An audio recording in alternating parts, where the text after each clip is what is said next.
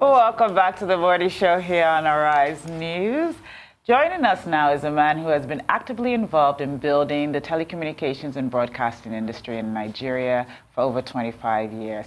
10 of those he has been the managing director and chief executive officer of Megaelectrics Limited, operators of the Beat FM, Classic FM, Naija FM, and Lagos Talk FM.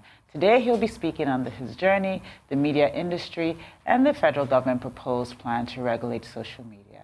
Good morning and welcome to the show. Thank you very kindly. Good morning. Good Thank to you be for here. joining us. Thank you for having me. Thank you. So before we started, we were saying congratulations on 10 years of Megaelectrics. Absolutely. How does it feel? It feels like it passed very quickly. Yes. It feels like, but it feels good to have made the success that we've made of the whole thing. And I mean, five radio stations now. 4 brands. 4 brands. 4 brands, 11 branches in Nigeria and 1 in the UK. So tell us about the UK outpost and what you do there and how that has been, how it's sort of part of the big family. It's one of our brands in the UK. It's called the Beat FM, and how it started really was all of us who were in the UK when we were younger remember Choice FM, yes, sir. You know, which got bought up which got turned into another radio station. It got bought up by a group. So I think we lacked that voice, you know, where we could play Nigerian music and African music and, you know, grime and local music scene. So when we got the opportunity to get a license there, we took it, and that's what we're trying to do now and there. And it was difficult at the beginning, but now the acceptability is there, and but the brand Beat FM kind of helped to ease our entry into the market. So that's been good. Fantastic. Congratulations. Thank you. So you know that 70s classic, video killed the radio star? Yes. That didn't quite happen, did it? As prophesied, and it's not happening. Exactly, because it continues to, it continues to expand. I mean, at some point, home radio, everybody thought, well, that's going to end. Everybody's going to listen to the radio in their cars, and then comes Alexa. So what are the other technological advances in your industry, and how is tech impacting it? Like in the UK, for instance, I mean, we're licensed in London, the Greater London, but we've gone on DAB now, which is in 60-something% of the cars and the radio sets. So we're on DAB, so we're able to be heard all over England now. But in the greater picture, what technology has done to us is that it's made communications a lot more convergent. I mean, I watch you people on my app. I watch you online and on the app. It's just made you have to do what the consumer wants now. You follow the consumer now. You know, you compete with so many different people. You compete with things that are not. I mean, last year I tried to watch the US Open from the UK. I couldn't because Amazon had bought the rights. It wasn't on any terrestrial or DTH. It was on Amazon. So you had to. So Amazon is not even a TV. It's not even a broadcast house. So what technology has done is that it's made competition grow. So you, the broadcaster, have to be nimble. Be nimble. You have to be nifty. You have to adapt to what the consumer. You have to give the consumer what he wants, when he wants it, how he wants it, and so that's the big thing. But it's also made it easier for us to do that and connect to the world. Absolutely, and be connect to the entire world. Yeah. Absolutely. I want to talk to you a little bit because of the technology elements of your business. I mean, you're investor and co-founder in MTech, which is a technology company. How do you see the convergence continuing with technology? I mean, you're saying that you watch us on your mobile app. Where is the future of radio, and what's sort of the next 10 years for you when you look at how you push out radio into this convergent world? The next 10 years is particularly interesting in Nigeria because we still haven't switched over digitally. You know, we keep moving the goalposts, but I hear now that they're May ready. 2021. They're ready and serious. So when that happens, it's going to be amazing. It's going to open up the whole spectrum to a lot more content. It's going to make content the king, and it's going to open it up to a lot more players. and it's going to at that time, it's going to ensure that content actually is king, and you can actually, people will act right now because there are so few media houses. People have to kind of pay to get their content on TV, on radio. But when the spectrum is open and there's so many more players, people will begin to pay for content. So I think that's where it's going, and I only see it being good. And if the government does what it needs to do. Okay, so that's a good that's a good one. So that brings us to digital switchover, which you've mentioned briefly. And help people at home understand how will because people hear digital switchover, they keep on hearing the delays. People don't really know how it will impact them personally, because I feel like if people did, we would put more pressure on the government. Yes, and that's one of the failings to put it in the best possible way of the communications are not clear. Yeah. They're not there really, to be fair. What the digital switchover means is that you're going to be able, where you have one TV station now, we use a lot less spectrum when you're digital, and so you'll have 10 on one channel. So in Nigeria, in Lagos, for instance, you have access to 400 channels, 500 channels. So you'll have a lot more people with avenues to expose themselves, and it will increase the bouquet of what you have to do, and it will lead to, like everywhere else, whether it's digital, you have golf channels, you have cooking channels, you have more niche channels. You have more niche channels, which is which can only be good for the consumer. Absolutely, and from what government ought to do to what they are doing. So the Minister of Information and Culture, Lai Mohammed, has inaugurated this panel on implementing reforms of the NBC, the Broadcasting Commission, increasing fines, multiplying fines for hate speech. What are your thoughts on that? Bearing in mind this recent survey in the US that says the radio is the most trusted medium. Do you think that that's the case in Nigeria? And do you feel that this kind of fines and this reforms of NBC, for you, is it welcome or is it ominous? In the most politically correct sort of way, the hate speech is a very divisive thing, and we really need to control that. But I think the government has a much bigger role to play in it than just wielding the big stick. They need to communicate better. They need to hold people a bit more accountable. But I don't think it's just the broadcasters that you should wield the big stick on. The reforms are welcome. A lot of things have changed. Social media, OTTs taking over. I mean, it's affecting our business, affecting your business.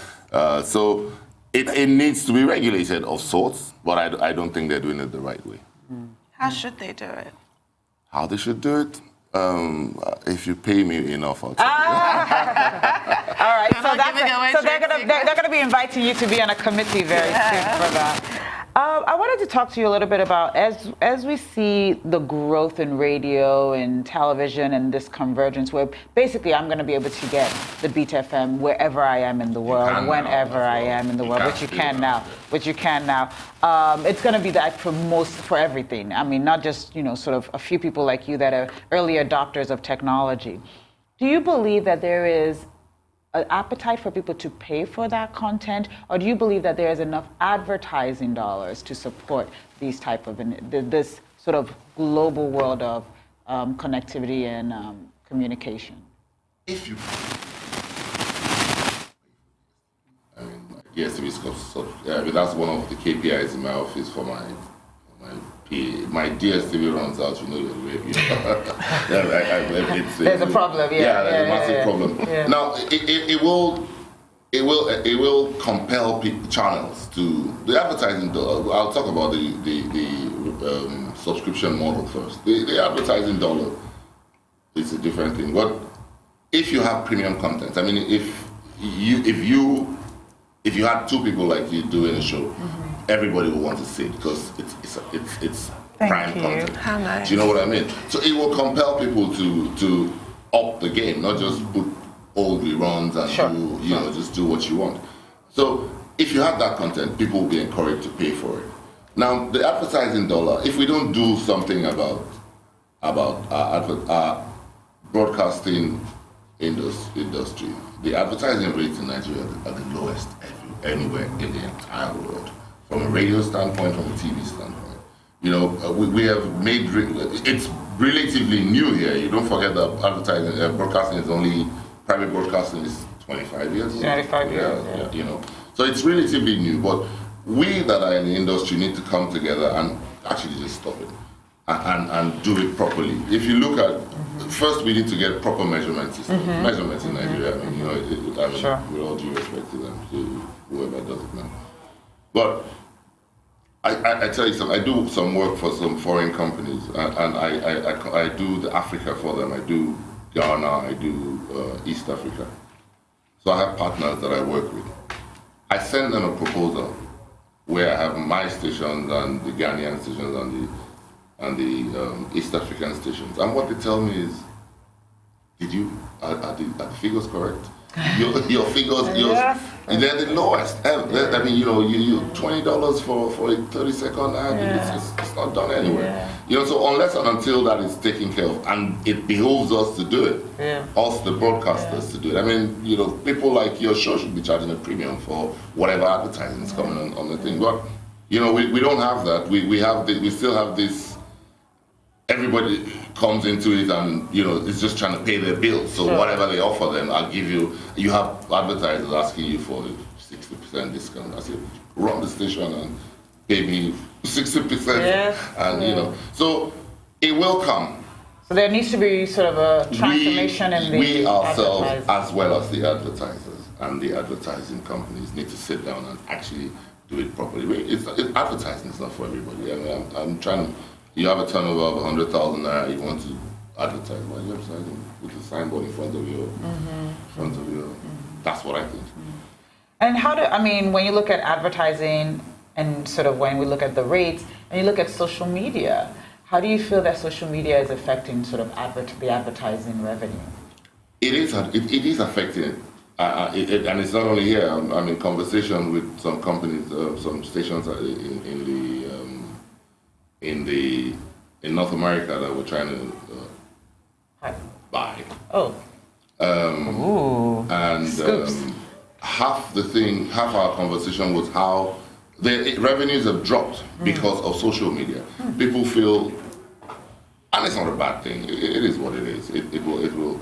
People feel that I'd rather pay you to put something on your social media platform, whatever you use, to bring the people out, to get my message across, rather than pay you who have a brick and mortar and you have transmission, you have fees to pay, you have stuff to pay. People feel that I should do that. But what I tell them is, like you say, radio is still the most trusted medium. Radio is local. If I broadcast in Lagos, you know that the Lagos audience is listening to you. If you put it on social media and all your fans in North America and East Asia, they really cannot do anything to help what you're doing. But it is affecting it, and it's a good thing. But it's new, and it will just become part of what I see. The thing, it's more, I think we shouldn't see them as competition. We should look at them more as. We should look at it more as a collaborative thing, how we can do a 360 and complement one another. So when you do radio now, you don't just do radio, you do your social media, you do your YouTube channel, you just do a 360 and you expose the clients on all different ways. Fantastic. We're going to take a quick break. When we come back, we're going to continue talking to you about 10 years of Megaelectrics. Stay with us.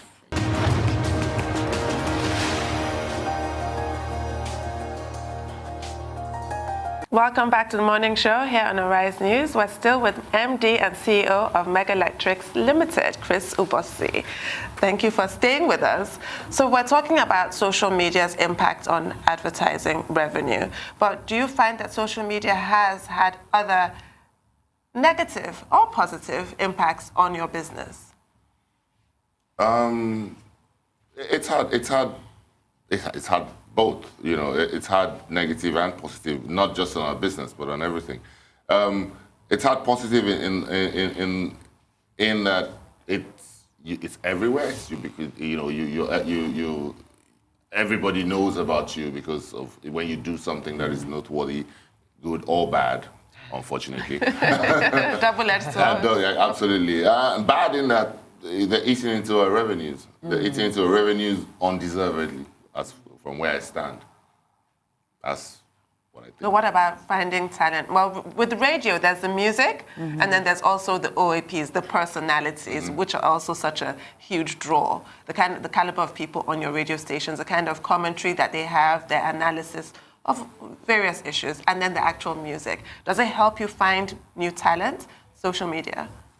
It's an overload. I mean, when we started Port Harcourt last year, and we wanted 12 people, we got 18,000 CVs. Whoa. That's social media for you. Yeah, I mean, it shut down everybody just applied. It shut down. So that's one. And then when you start to sieve through them, you find that because it's free, you have people just sending in their thing, and then you have somebody who lives in Maiduguri and you applying, which is what I tell, which is the problem with social media.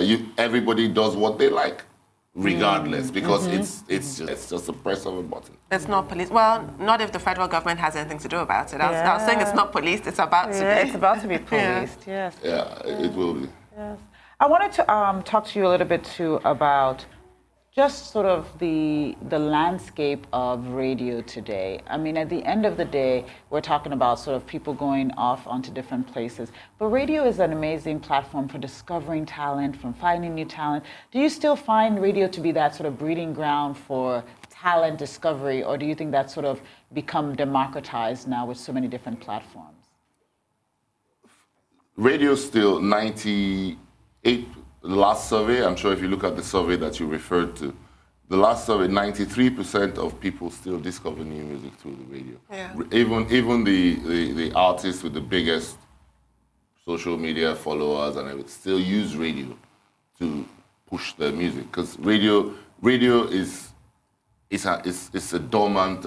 It's dormant. You just put it on and you can do what you're doing. Sure. You don't have to sit and do anything. It's just there. And so it's still very relevant, and it's still going to continue to be relevant. Touch wood.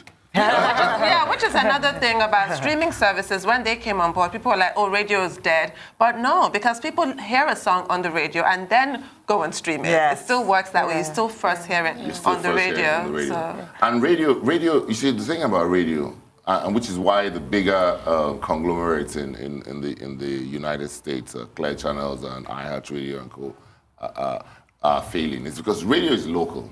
You see, you don't take a morning show from Detroit and put it in New York or put it in.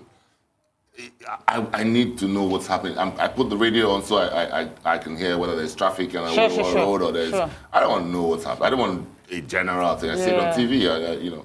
So radio is still very local. Radio is still very. I mean, our programming in Port Harcourt is different from our programming in Abuja. It's different from programming in Lagos.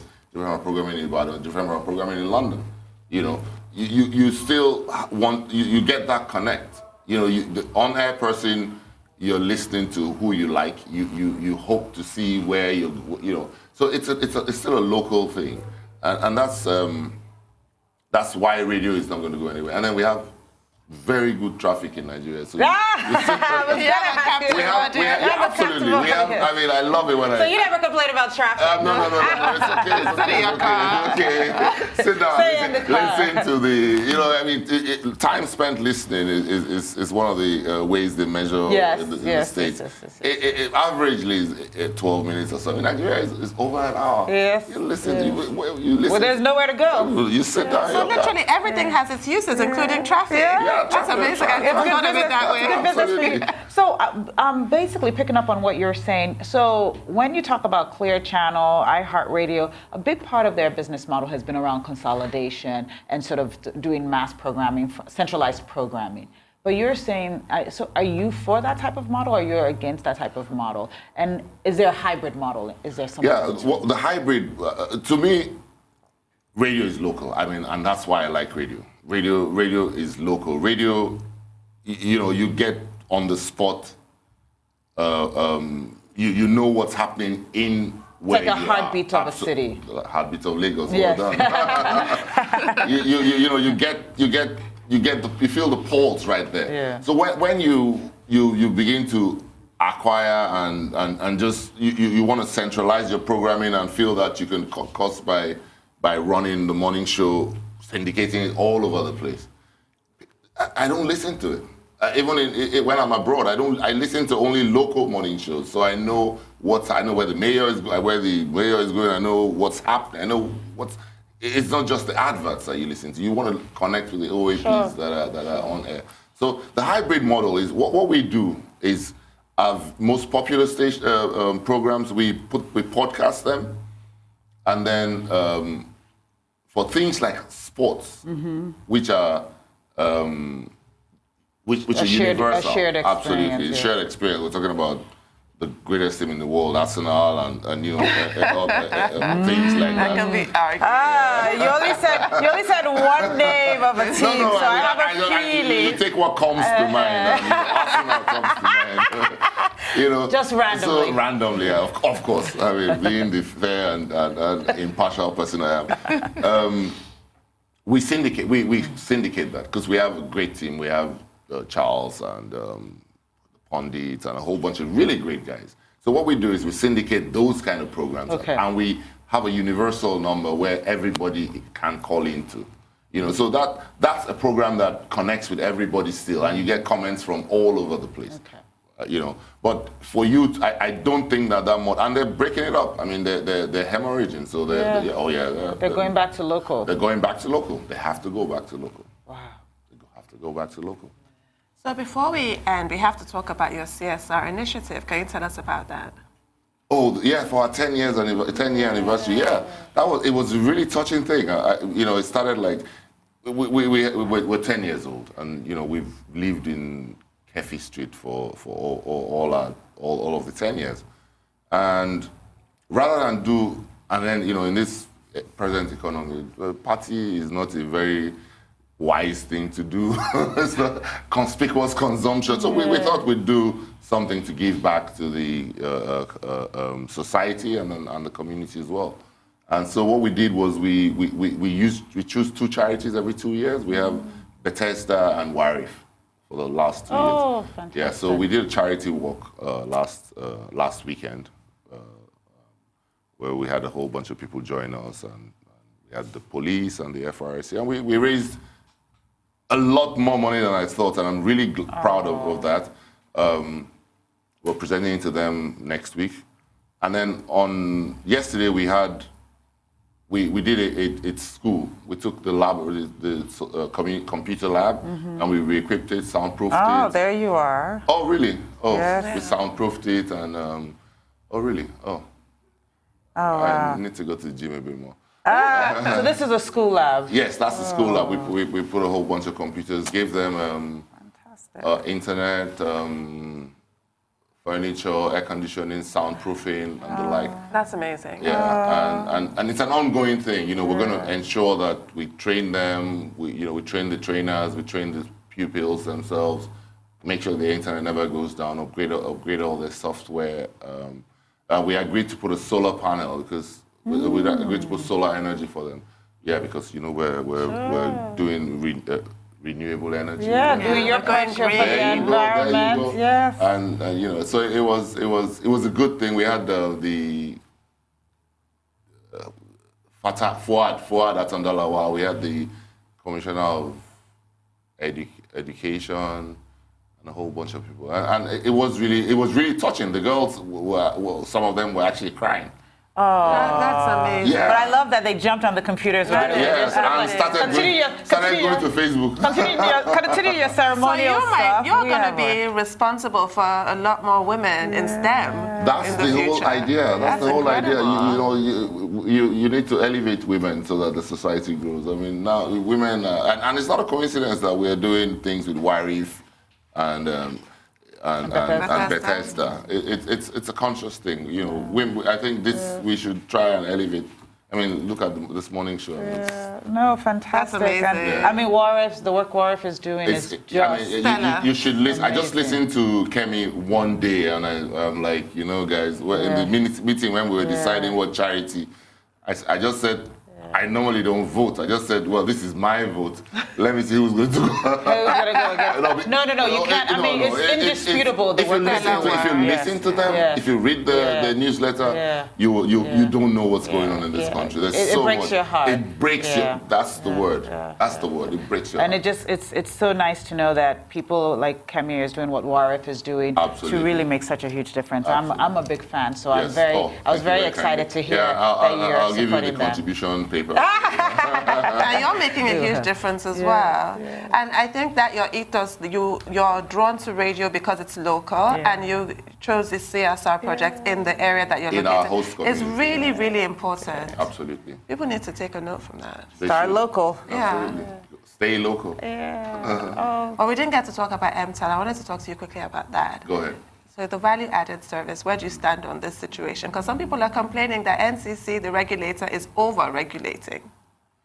No, they're doing the right thing. I mean, to my detriment, they're doing the right thing. I mean, when we started... that's an interesting perspective. We're losing money, but on that aspect. But, you know, it opens a whole... There's a whole nother world that's opening up. It forces you to be clever. In the old days, you subscribe you to a song and force you to just keep renewing. I used to. People call me and say, "What's on your ringtone?" Yeah, it just renews them. But they put that law in place. You know, it's pretty much like social. When VAS started, it was brand new, so they didn't even know how to regulate it. Fair enough. They didn't know how to regulate it. And now they've come in. Which is what they're trying to do with social media. Which is what's eventually going to happen with all social media. You need to. It's new, and we'll all learn on the job, and you know. Well, thank you so much and congratulations. Thank you very much. On 10 years. We wish you 20, 50, 50, 60 more years. Amen. Can I stay after? Yes, you can do with us. Thank you for having me.